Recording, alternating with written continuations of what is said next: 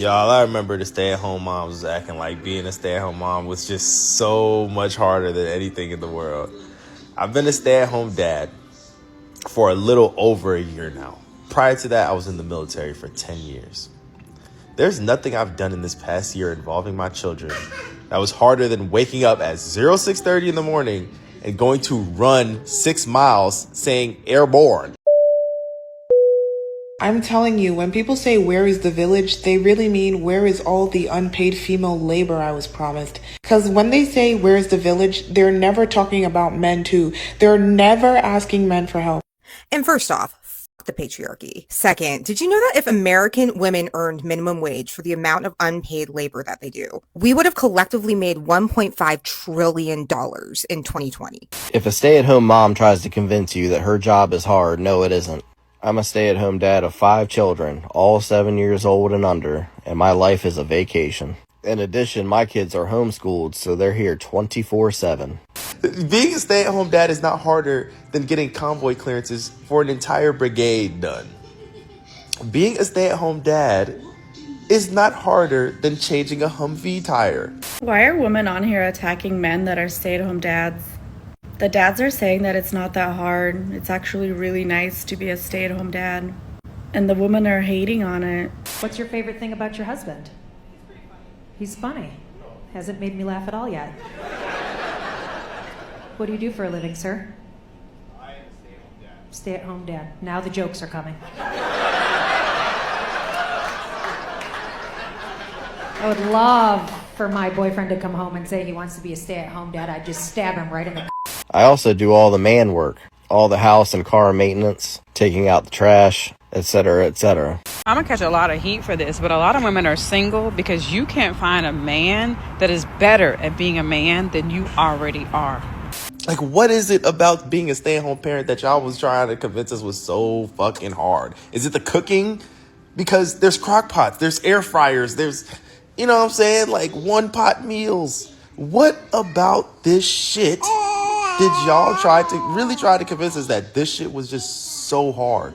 Because social media is entirely built on women's free labor. Around 70% of influencers on these apps are women. It's said that we generate around $33 billion for these companies, and we are expected to work completely for free. Even though managing a social media account and content creation is a dedicated job now. And on top of doing this on hard mode because of the color of my skin and the fact that I'm neurodivergent.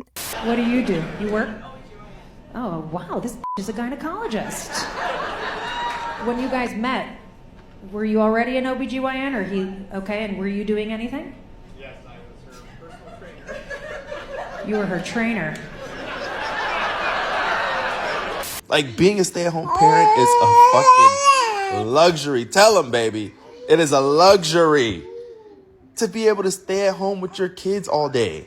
Are y'all fucking insane? Man works from sun to sun. Women's work is never done.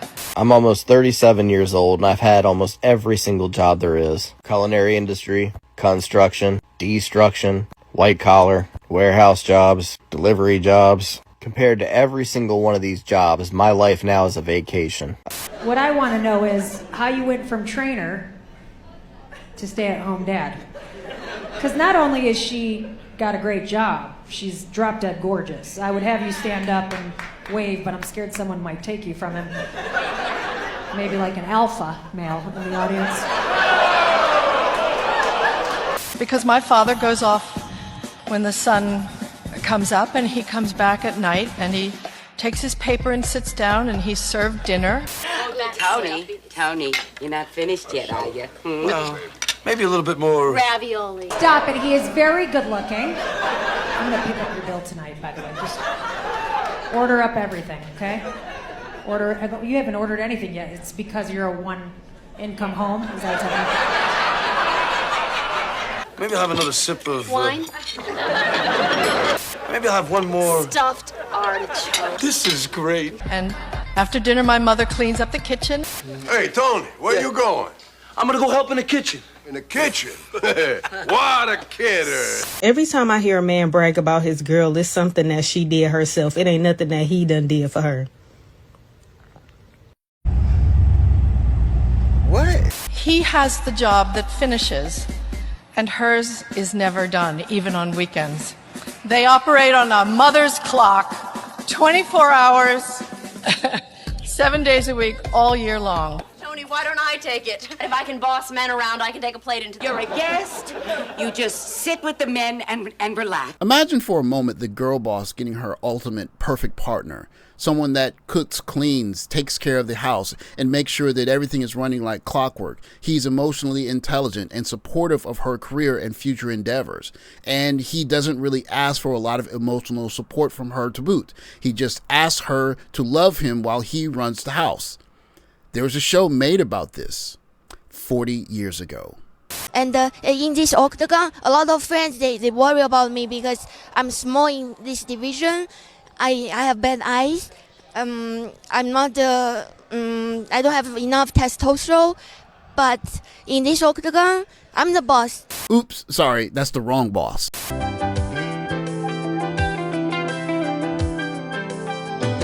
is more to life than what you're living. So take a chance and face the wind. What's interesting about the show Who's the Boss, which premiered in 1984, was that it was preparing generations of young girls that were going to be competing in the business world as business women to quote-unquote marry down. Angela, who is a mover and shaker in the television show, first hires Tony Danza, Tony, as someone to run the house, cook and clean and keep things in order, and they eventually have a relationship, and as the show progresses, they hook up and get married and whatnot. But what's interesting about their relationship is that he is the one that's taking on the domestic duties while she is the mover and shaker in the business world. And it confronted some of the things that we're still talking about today, 40 some odd years later.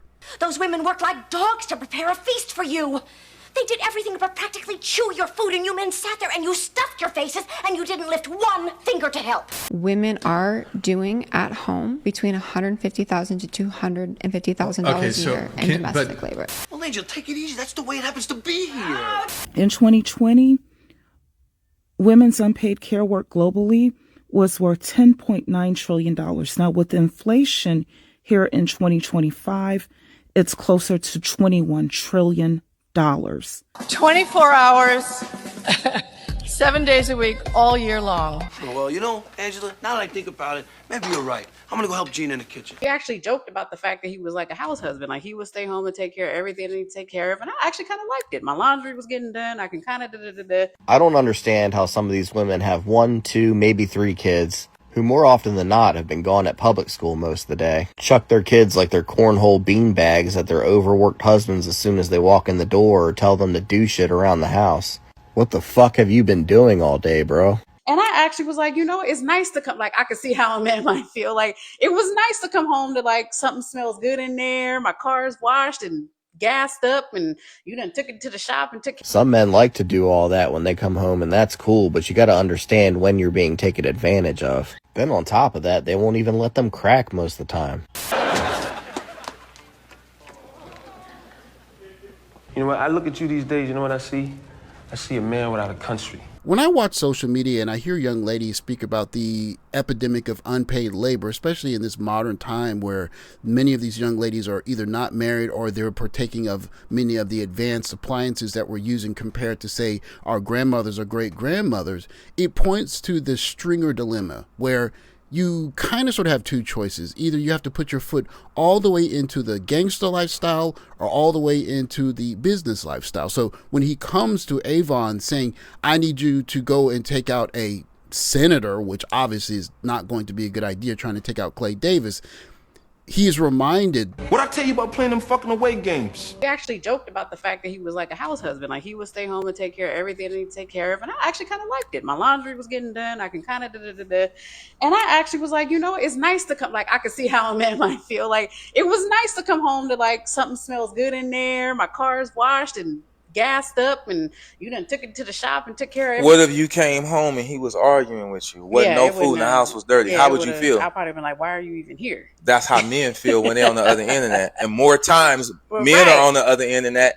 than women. So now you know how, but finish your story. But that's how men feel. That was a good interjection. I'll give you that. Ideally, what a show like Who's the Boss was trying to prepare young ladies to do as the breadwinner down the road is to not only accept the fact that you're going to come home very tired and you're not going to be able to offer a lot to the household, but you're able to be with someone who can compliment you by taking care of the gaps that you can't handle, instead of, say, maybe a comedian on stage making fun of the fact that a well-accomplished woman has married her personal trainer. Instead of saying, it's good that you guys have found a different way to pair and make a family, she ridicules the man, basically saying an alpha man is going to come and steal your woman from you. What I want to know is how you went from trainer to stay-at-home dad.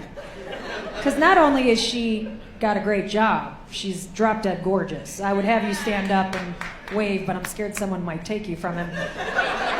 Maybe like an alpha male. And this, of course, is where we find ourselves in 2026, where there are many young ladies who are doing very well, but they don't want to marry, quote unquote, down. You see articles all the time. Young, college-educated women that are doing quite well, very successful, and they're still looking to marry up. When 40 years ago, there was programming telling these young ladies, you should consider marrying someone that's going to fill in the gaps, that's going to help you run a household.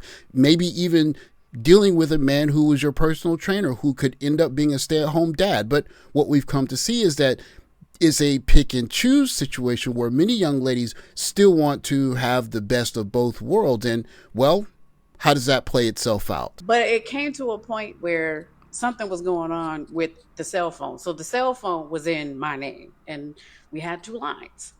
And he was making suggestions for how to save money on the bill. And I was kind of like, you don't even pay it. How dare you? Like, well, let me interject. I get it, but because he don't pay it, he was trying to help in the only way that he know how. That's fair. That's just me keeping it real. He was trying to help in the only way that he know how, because you had already set up the relationship with these barriers or the modus operandi, I should say. You handled the finances because you were in position. He didn't have a job, and that was y'all agreement, and you were cool with it. Yeah. So when the phone bill is high or too high, and he's like, hey, let's try to save money this way, you can't be like, well, you don't even pay it. Right. He's trying to be helpful in the only way that he knows how to be helpful. But maybe he didn't have the money. Obviously he didn't. So he gave you what he had. But a lot of times women don't want a man that they don't want what he have. They looking for the potential they thought he had. Now, in theory, this sounds fine. But the problem, of course, is there are only a small number of these high-powered jobs where someone is making enough money, maybe as a single person, to run a whole household. So if you are trying to find another person that's making as much or more than you as a woman looking for a man, then you have to deal with the fact that he has plenty of options, and you are basically trying to get him to give up all of those options and become a quote-unquote partner with you. And therein lies the Stringer dilemma. You know what I see? I see a man without a country. Not hard enough for this right here. And maybe, just maybe, not smart enough for them out there. Looking back, there's a level of genius in the fact that they named the show Who's the Boss.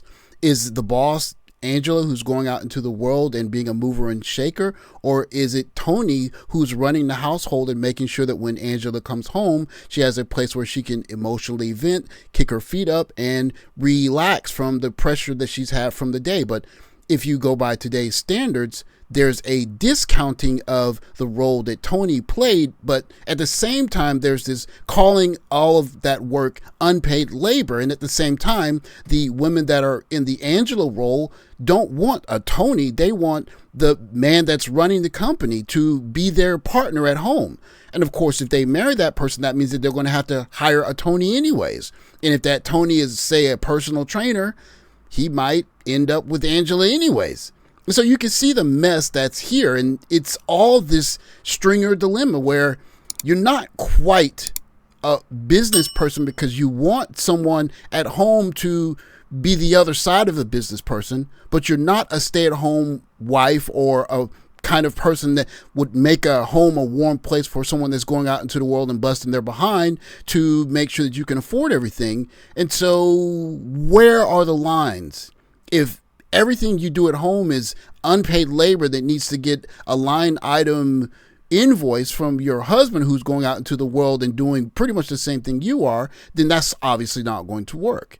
And so many men are looking at an environment where you're not quite a woman that's going to make a house a home, and you're not quite a woman who's going to take on the full burden of being a provider. You want to be a provider, do what you want to do with your money, and then you want a super provider that's making so much money that your money can become play money. And then after said super provider gets off of work, he is expected not to sit down and recharge for the next day, but to come home, cook, clean, bake cookies, take care of the children, help in the invisible labor that the New York Times says is costing women around the world tens of trillions of dollars every year. And so we have a rise of men that are saying, you know what, let's switch jobs. I'll stay at home and you go out into the world and be a provider. And what we're seeing is that many young ladies are not ready for that because there's a lot of stress in being a provider. And for men that are staying home that are saying, I can raise kids and I can cook meals and I can start a business, I would love to be a stay-at-home dad. I've worked in the workforce and this is pretty awesome to switch the roles. And many young ladies are saying, no, I don't want that either.